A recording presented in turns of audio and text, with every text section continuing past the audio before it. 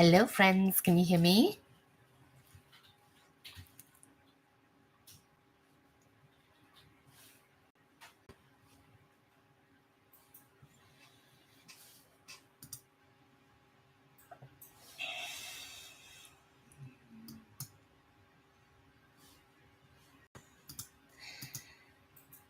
Okay, so it's here we are with my first virtual exhibition.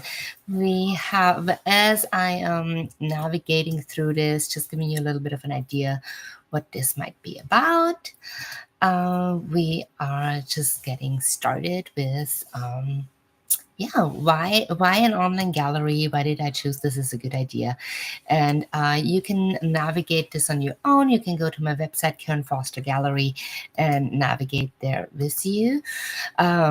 With your timing, and as we have this a little bit floating around the background, I'm just gonna get started on letting you know what this is about. My show is called Tales of Joy, Curiosity, and Bravery. And ink and acrylic wash on watercolor paper. Isn't that fun? It's even talking to us. I didn't know that. We have. I'm just going to navigate to my sharing this and starting over again. I feel like in the first days of Zoom, we're not so aware of how this works. Oh, hi, Kim. Thanks for coming. I have my first online show, as mentioned. And with this, there's a few hiccups of things that I'm still figuring out. My new website is karenfoster.com. Used to be karenfoster.com. And then I lost my domain by not renewing it. And as I was thinking about what could I use to do this next, I was thinking of, why not gallery? Then it's kind of clear that people can see art there, and I really want to get my way of creating out there. So I will try again to just share my my screen and tell you a little bit about this idea. For those of you who don't know me that well, and I have no idea why this is so big, I guess that's kind of what happens. I'm going to just start a new one. How about this one? I'm going to start again because this one is big. A little bit smaller by zooming out. Okay, my name is Iris. I am wear many hats, and I'm an artist and also an educator. And I want to tell you a little bit about my background so you maybe understand why I'm. Thanks for hanging in there. Like I said, this is my first time doing this. And okay. Again, I'm distracting myself quite a bit here. We have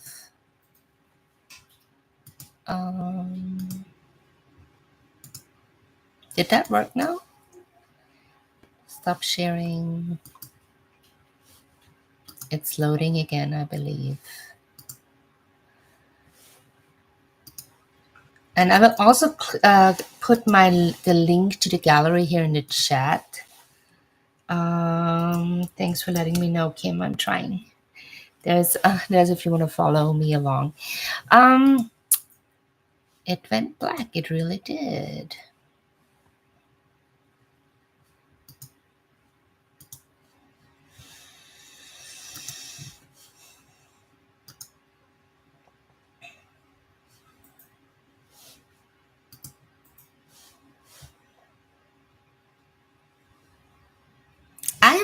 I'm back, but my screen is not back. Thank you for that. Okay. Trying again. It's loading in the background, hopefully showing up again because I was hoping this would be a little bit of a smoother experience. All right, background story. My name is Iris. I have been doing art my whole life. That's probably how most artist stories start. I'm from Austria, and I had the great opportunity to go to art school at age 14. And I studied graphic design. And while other students were learning a lot about math and science, I learned how to paint and to draw. And a lot of my teachers at that time were very influenced by the neo-expressionist movement. Most of my painting teachers were actually abstract artists, and I was surrounded by a lot of abstract art from early on. The exhibitions that my parents took me to, there was always a lot of abstract art, and it made me feel a lot. So other than admiring the skill in realistic paintings, I always felt more drawn to artworks that tell stories. And so I feel like now that I'm painting more, I go back to all these old tools that I was taught and how this brings forth. And I think another thing that might be interesting in terms of why my artworks look the way they do is when I went to art school, we learned how to paint with actual pigments, and we mixed our own colors. And as we mixed these own colors, they were expensive. And I couldn't afford many colors. Red was especially expensive. And so I started out painting very muddy artworks, because I was literally scratching off the pigments from other people's palettes to reuse them. And they were always very grayish, darkish, brownish, simply because the vivid colors were very expensive. And I think for a long time I was very committed to this dirty, muddy colors because they felt more my style or what I was used to, until I started to embrace color, and that I actually really like color. And also as a graphic designer, I probably work a little bit different with compositions, and I really like when things are flat. I do. And here's the opportunity to share this again. So I hope it works now.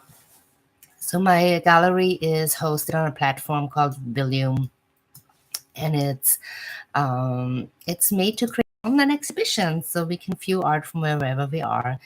And I'm gonna zoom out here a little bit and hopefully find the starting point of my art show here. And it has actually VR capabilities, so you could look at this literally with a VR headset. And I'm gonna get started here on the side. This is a series of ink and acrylic wash artworks. And when you navigate here, you'll see you can actually get the artwork info. And a lot of these pieces are actually titled after Beatles songs. The Beatles have always something interesting to say. And you will notice they're called tales because they're stories that sometimes unfold right in front of me as it happens. I work over several days, sometimes weeks, sometimes months. It needs time to dry. The ink is one of my favorite mediums. So even in my media pieces, sometimes I start out with ink because it has like this flowy line, and then I paint over it. And so there are like two corresponding artworks that are more themed about let's ignore the others, right? We have a little bit this observers in the back. And then this series here, where I have very happy colors, they remind me of a little bit like 50s ice cream vibe. And so you see there's always like a set of corresponding pieces that then together kind of come and interact with each other, tell a story. If you navigate on your own, when you click that little donut on the floor, that's how you get to another room. Here's some more of that black and white series. In this piece here, oops, how do I get out of here? That we see on that wall, and it's one of my favorite pieces in that show because it just has a thing a little bit more volume to it. And this series over here, I have created those in my new studio, and I have actually decided to keep them. And so this is a print-only collection, and I'm gonna have the prints on my online store. And over here, we have two pieces that are on canvas, mixed media. This one I started in my old studio, and then I finished it in my new one. All the other pieces are completely done in my new studio. And this piece over here, it's called Monday, Monday. It's like the song again. I like song titles. Is actually right now in an art show at the Huntington Beach Art Center. And I think that's quite fascinating. Is that new world that we're in, that we can have pieces into exhibitions at the same time, one in person, one in online. And yeah, this is my room. I hope you have fun exploring this. This piece here on the side is called Ensemble, is actually also in the Huntington Beach Art Center right now. So I am so happy that you took the time to stop by. And I'm happy to answer any questions, and I hope you have some opportunity to explore this on your own. Do we have any questions?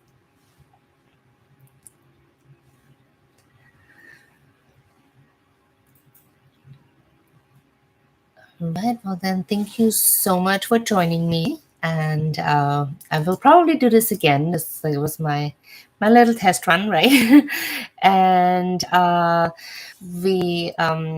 once I have the navigation really down, and I will also record some videos for a walkthrough. I hope that we can do this again. Again, it's my first live chat. It looks easier when the little gaming kids are doing it. Oh, how long does it take for me to paint each piece? Good question that will arise. So the ink pieces are very fast. They can, and I paint in series. I think that's important too. And one of the reasons why I paint several pieces at the same time, or start several pieces, I don't always finish all of them, is I notice that keeps me less attached to the outcome. It's not like, oh, I just started this and it needs to be good. It's like starting a little bit here and finishing a little bit over there. And somehow when I paint them, or when I start painting them at the same time, I feel like also that's where that consistency comes from, and how they go together well. One of my biggest enemies is drying time. The materials that I use sometimes take a very long time to dry. I do use acrylics. Anyhow, I went back to what I learned in art school, and I actually brought a lot of pigments from Europe, because they're so much easier to get there than here in the US. And I am painting again with pure pigments that I'm mixing with different mediums, whether I want to have more fluid, or if I want to have it more opaque, or if I want, I can just create different textures and materials based on mixing my own paints, or taking ready-made acrylic colors and then add to them. I also add a material called champagne chalk that makes a little bit more matte. The layered ones, like the pieces on canvas, they take a long time. Do I sell overseas? Yes, more than here actually. I have regular shows in Austria. I also have a few people who have been buying from me for a while, and I had the opportunity to exhibit in many places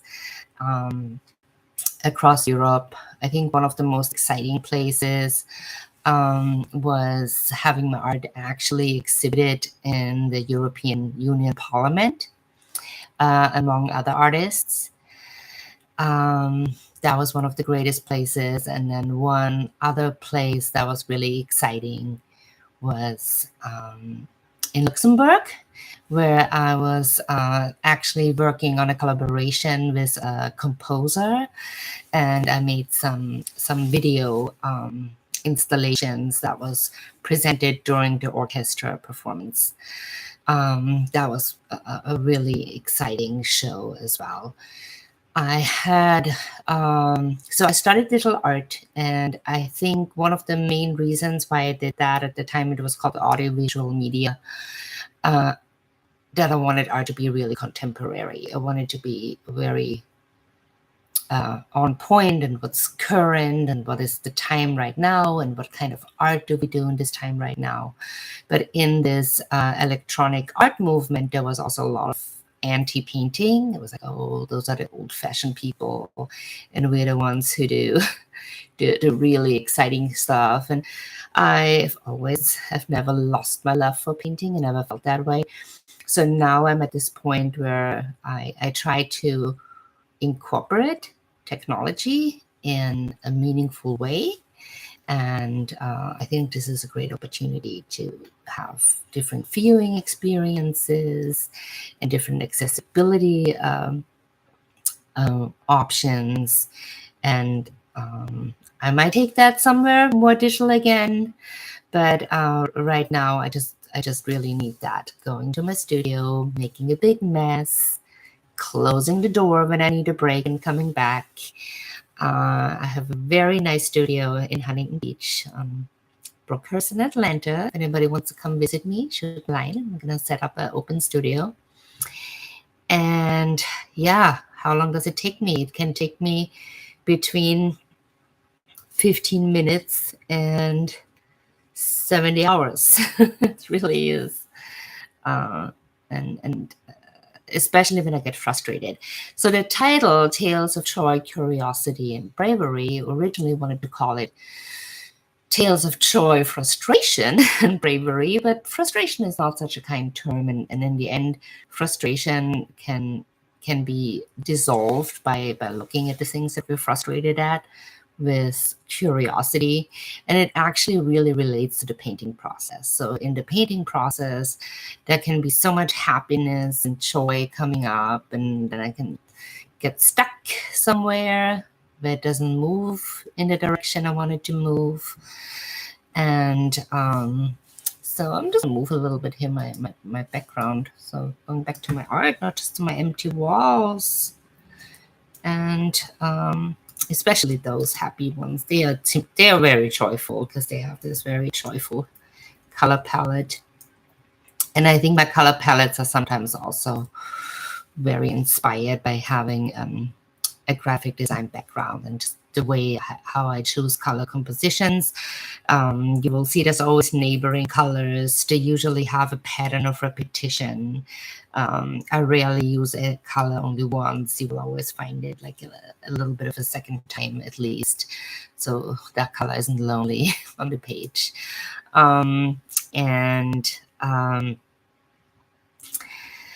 So yeah, frustration is a feeling that comes up in painting that I, like I said, try to dissolve with curiosity and be like, where can we go from there?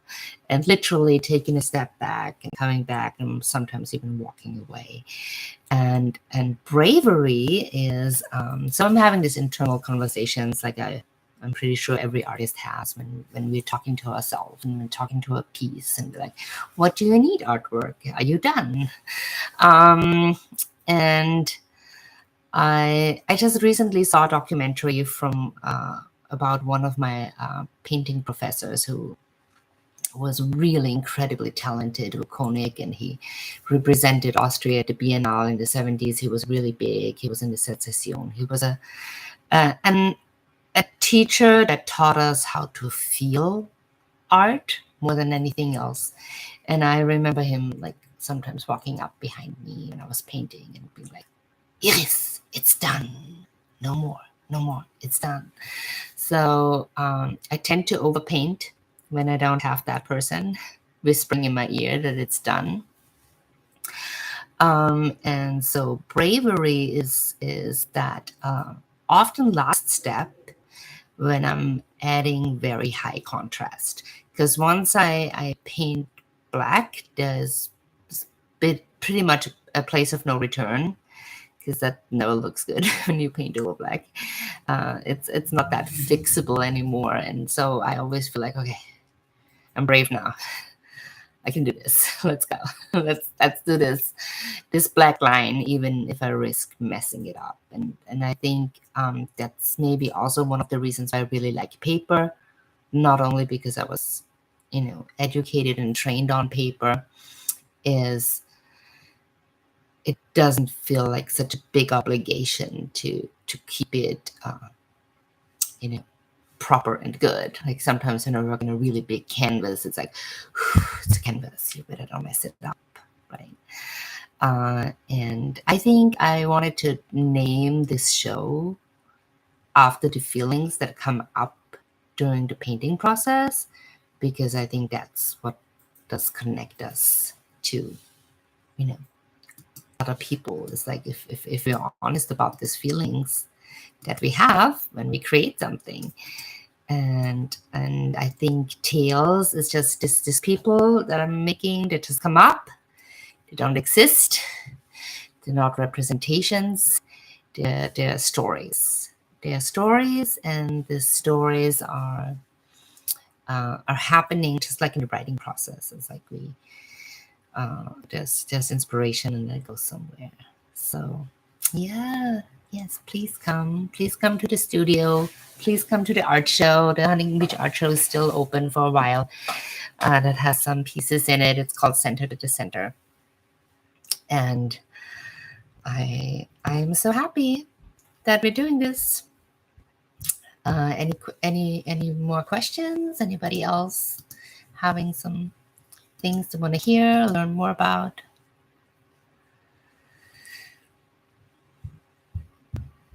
Okay, well then again, I'm gonna send you to my website where you can view this. It's Kern Foster Gallery actually, and in that section where it says online gallery, that's how you can access the virtual gallery if you happen to have. If you happen to have a VR set. I have not tried it out yet. I gotta try that out, how it actually feels in a VR set. But if we go, and so I'm gonna share my website here, Kern Foster Gallery, and putting that in the chat.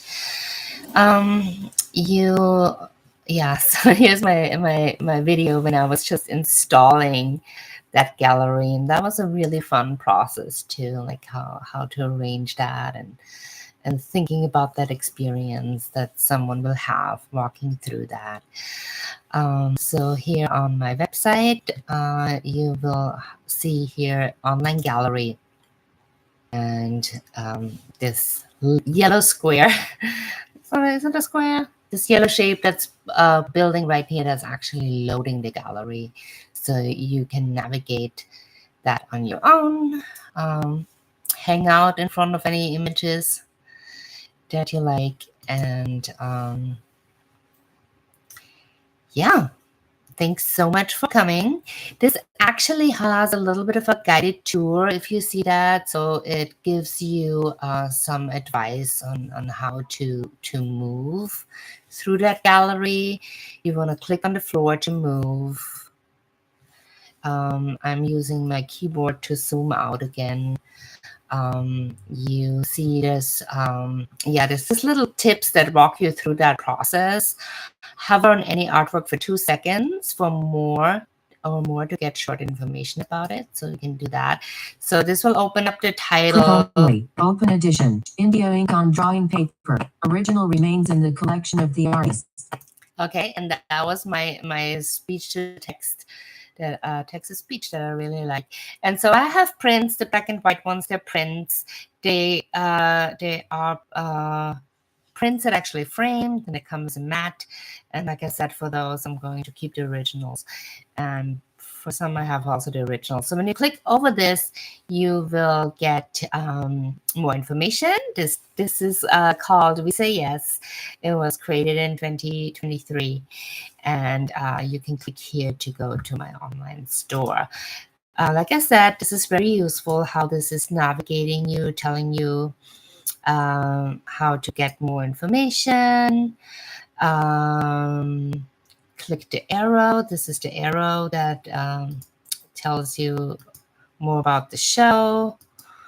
And you can do a guided tour, and I really like this, especially if you're not that experienced with the VR world. A guided tour, and this is how you get into full screen mode. But let's try this guided tour. When you go Premium frame 24x36 and original remains in the collection of the artist. Like I said, that is just what I have on my screen because I really like having text read to me. But this is a really Mixed nice media way. on watercolor paper. Okay, yeah, please take the time to look into this and to learn more about it. And thanks for hanging in there with me for my first live stream. And I'm learning. I will get better. And I hope to see you soon at this. And thank you and have a beautiful night. Bye.